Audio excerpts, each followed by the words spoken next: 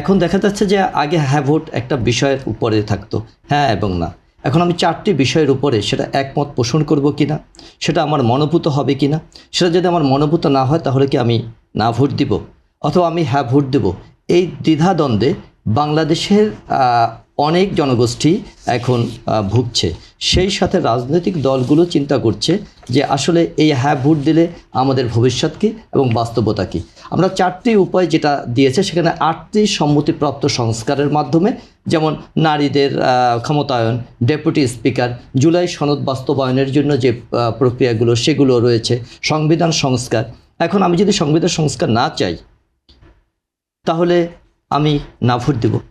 আমি যদি সংবিধান সংস্কার চাই আমি হ্যাঁ ভোট দেব।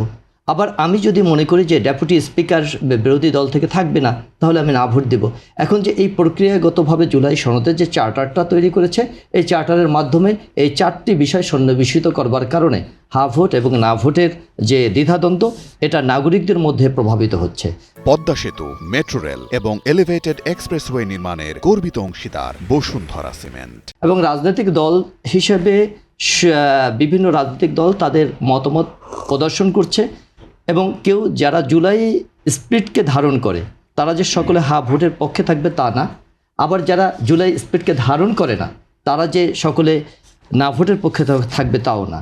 এখানে আরেকটি বিষয় আমরা দেখেছি, সরকারের পক্ষ থেকে এটা প্রচারণা চালানো হয়েছে এবং তারা বলছে হ্যাঁ ভোটের পক্ষে জনমতকে এবং জনগণকে আকৃষ্ট করবার জন্য। কিন্তু সরকার এই প্রক্রিয়ার মাধ্যমে একটি গণভোটে প্রভাবক হিসাবে কাজ করতে পারে কিনা এটা নিয়েও রাজনৈতিক বিশ্লেষকদের মধ্যে মতভেদ রয়েছে।